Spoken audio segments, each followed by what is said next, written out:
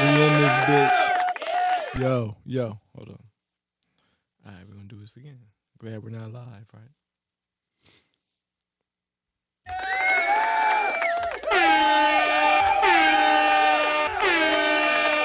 We in here. We in here. Paid the cost. Let's get some more clapping. Let's get some more. Clap it up. Clap it up. Clap it up. Clap it up. Yeah. Yeah. Yeah. We in this piece, man. It's your man, Lewis Automatic. Lewis Automatic. We back in this bitch one time. Paid the cost TV. You know what I'm saying? We in here for another episode, man. How y'all feeling, man? It's been a hell of a week, man. Got a lot of shit going on. I'm gonna get right into it. I'm not even gonna pussyfoot around. I'm not gonna BS with you, man. I'm gonna talk about, there's a subject I feel like, we all can relate to as adults. We've all been in relationships, and not just relationships, but we've all had, friendships, work relationships, colleagues, and just, we see this play out often. Like the older you get, I heard a very good quote yesterday. It said, the memory without emotion is wisdom. So what I'm saying, as you get older, you gain wisdom now. Like as in your youth, you might have a lot of knowledge, right? But what I'm saying, that knowledge doesn't necessarily translate to wisdom. That wisdom comes from seeing, what I'm saying, so many times of, what I'm saying, so many years of just revolving around, what I'm saying, the sun, you feel me? And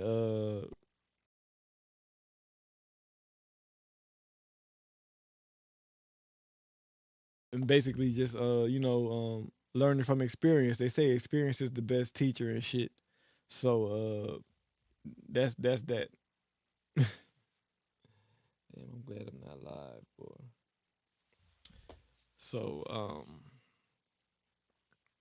with experience being the best teacher, we have to look at the different aspects of, there's an old saying, you lose them how you got them.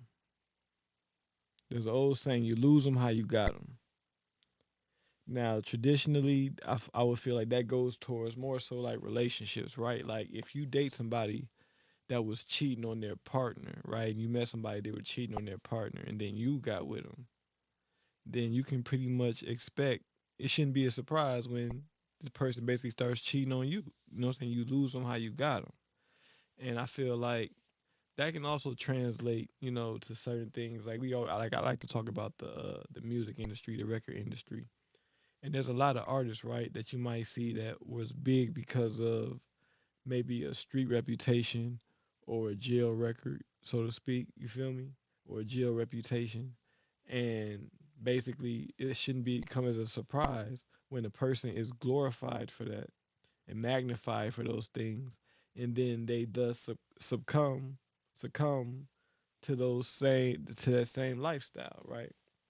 So you might have a rapper that might have spent some time in jail, come home, make a name from being a rapper that was locked up, and now that rapper is thus locked up. You feel me? So it's like, even from a record company standpoint, you lose them how you got them. You feel me?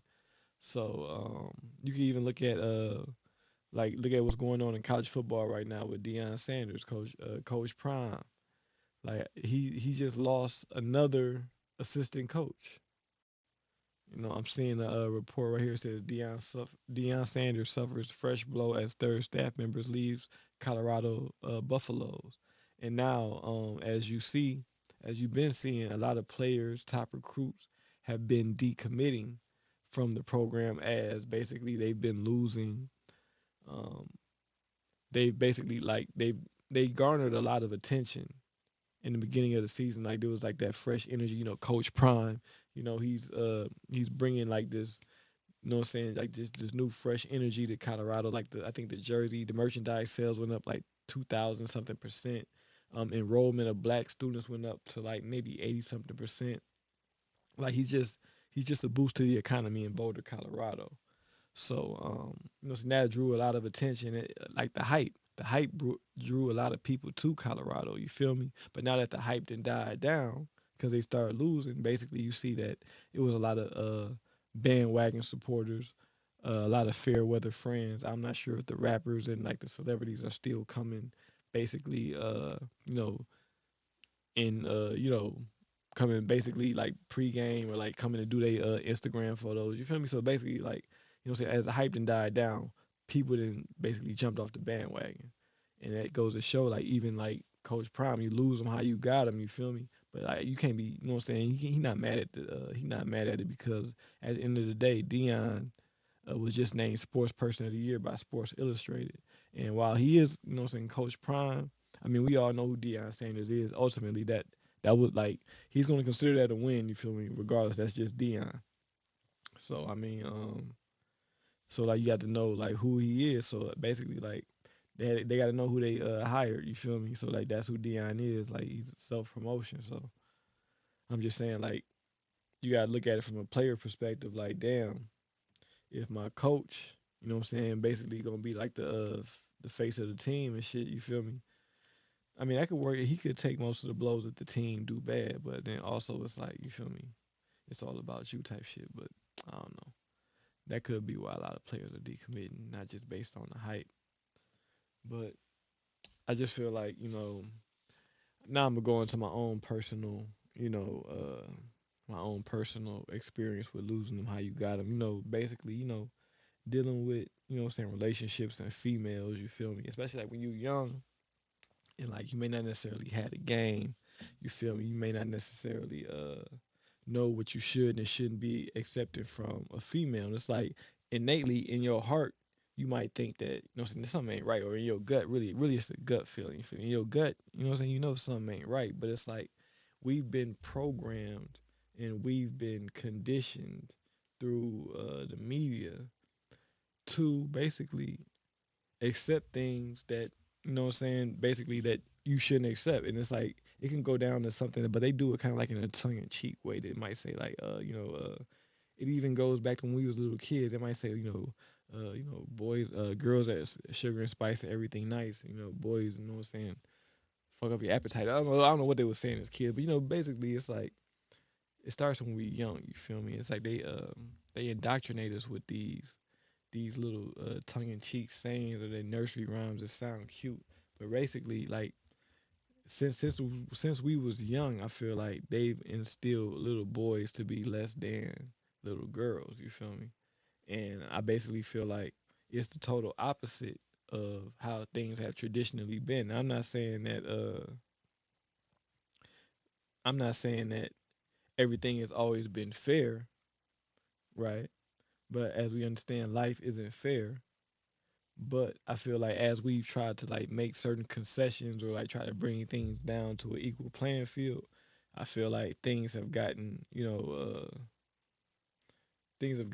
kind of like flip flop. They kind of switched it to the reverse. Now I know I've gone on a whole other diatribe besides losing how you got them, but basically it's like as a young man, they basically try to make you basically put females on a pedestal, which they should not be on the pedestal. You feel me?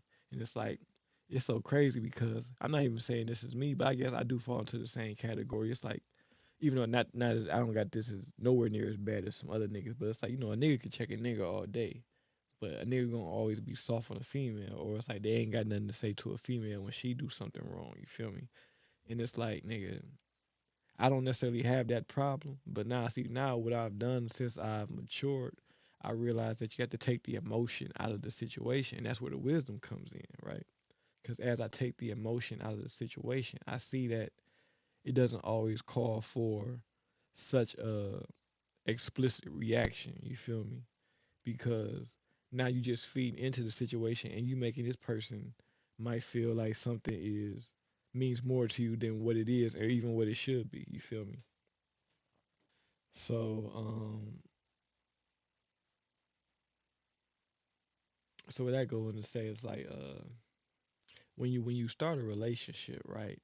You definitely want to come in from a space of not being on no needy shit. And that goes with any like even like from a business relationship, right? Like you never want to seem like the needy party or like 'cause that's the party that always gets taken advantage of. Like the party that's basically seems desperate or the party that, say is overextending themselves, you feel me? And like I can't even lie. I've caught myself in situations where I feel like, damn, I'm starting to overextend myself, but I feel like it's it's not just the consciousness because I feel like everybody got that consciousness, but it's like what you gonna do about it. Like it's like they say with life, like life ain't about what happened to you. It's about how you respond. You feel me? So it's like, I mean, shit, you might get caught out there on some shit, but it's like I just feel like, nigga, I'm so hip to shit, bro. It's like, nigga, the little shit that I might slip on tear me up so bad. Not even tear me up in a bad way, but it's like the little shit that I do, I get the signal, and that shit damn near chip at my armor to the point to where it's like, nigga, I'm getting off cheap compared to other niggas that's like really under the gun. You feel me?